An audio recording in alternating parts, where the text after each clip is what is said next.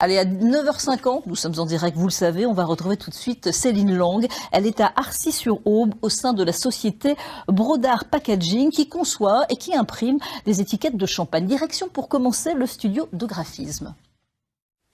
Bonjour Valérie, bonjour à tous. Alors vous savez, l'étiquette de champagne, c'est un peu le drapeau, l'étendard, l'identité de la bouteille. Et pour en parler avec nous, il y a Céline. Bonjour Céline. Bonjour Céline. Alors ici, on est dans un studio de graphisme. C'est ici qu'on conçoit les étiquettes ? Oui, tout à fait.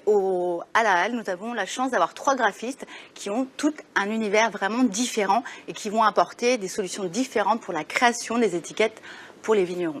Et donc, par exemple, Justine, en fait, elle met vraiment sa patte dans chaque étiquette. Exactement. Donc là, on peut voir qu'elle est en train de faire la création d'une étiquette grâce au logiciel qu'on peut avoir à La Halle, donc Photoshop, InDesign, Illustrator.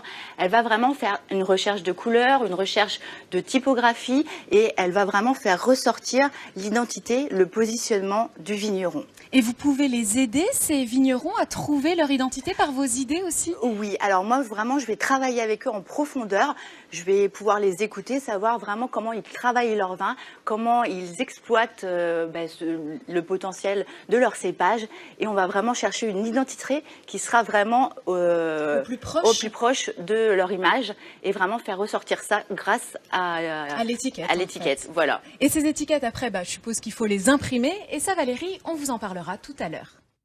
Allez, on va retrouver tout de suite à 10h03 exactement. Elle est prête, Céline Lang, chez Brodart Packaging, c'est à Arcis-sur-Aube. Et cette fois-ci, elle est au plus près des imprimantes qui produisent des étiquettes de champagne. Regardez.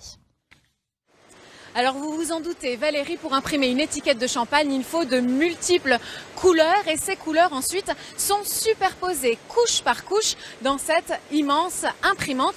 Mais il y a bien d'autres choses à faire avec des étiquettes de champagne, des détails très techniques et pour en parler avec nous, je suis avec Régis, bonjour. Bonjour Céline.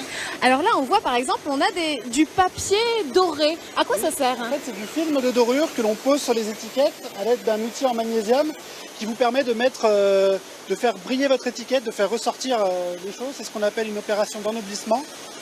Et donc voilà, c'est cette. Et donc on chauffe ce papier ? Oui, le papier est chauffé et vous voyez, vous avez un instrument en métal à l'intérieur qui est gravé et qui vous permet d'appliquer la dorure que vous souhaitez sur votre étiquette. D'accord. Une autre technique aussi, c'est ce qu'on appelle le gaufrage. Ça permet de faire un peu de relief en fait sur l'étiquette. Voilà, ça vous permet de mettre du relief sur votre étiquette, de faire ressortir certaines choses ou de faire des effets de dentelle, des effets divers et variés et qui vous permettent vraiment d'avoir une vraie belle étiquette avec une vraie valeur ajoutée qui permet de démarquer votre produit. Et donc là, le papier passe là et c'est une presse, Voilà, c'est une machine avec un outil presque similaire à celui qu'on a vu là-bas, mais qui n'est pas en rouleau, qui n'est pas rotatif, qui est à plat, sur lequel on va exercer une pression pour faire le relief sur l'étiquette. Et alors, qu'est-ce que ça donne du coup? Montrez-nous. Vous avez ce rendu à la fin, donc vous avez tout l'effet dentelle qui est tout autour. Vous pouvez creuser le papier, faire ressortir le papier comme vous le souhaitez, afin de créer des motifs dessus. Alors celle-ci, elle est déjà découpée, oui. Mais là ça sort en bande. Et le découpage, voilà. Valérie, on en parle tout à l'heure. Allez, on va retrouver tout de suite Céline Lang à Arcis-sur-Aube, toujours dans la société Brodart Packaging. Alors, 3e étape, découper les étiquettes et les collerettes de bouteilles de champagne. C'est toute une technologie découverte. Alors vous voyez Valérie, en fait c'est ça qui sort de l'imprimante, une grande feuille de papier avec les étiquettes et les collerettes de la bouteille de champagne imprimées dessus. Maintenant il faut les séparer et on en parle avec Sylvain. Bonjour Sylvain. Bonjour. Voilà, donc l'opérateur en fait il va positionner son paquet de 500 feuilles dans le massicot de façon à procéder à la découpe des étiquettes et à séparer les collerettes des étiquettes. Voilà, c'est une lame de massicot qui va descendre, voilà, qui sectionne le papier. Et une fois qu'il a séparé ses collerettes, nous allons procéder à la découpe de celle-ci grâce à une machine, à une presse de découpe automatique qui va nous permettre de réaliser donc cette découpe sur des paquets de 50 feuilles. Je vous en prie, allez-y. Alors dites-moi, est-ce que finalement on peut faire toutes les tailles ou est-ce que c'est toujours la même chose ces collerettes de champagne? Alors les tailles sont quasiment similaires puisqu'on va les retrouver sur la bouteille. Après ce qui diffère ce sont les formes de collerettes selon le client, ce qu'il demande. Et on va réaliser donc un emporte-pièce qui sera la forme de la collerette pour procéder à la découpe. Et comment ça marche? Comment la machine sait ce qu'il faut faire? Alors, on va rentrer un programme dans la machine, puisque c'est une machine numérique.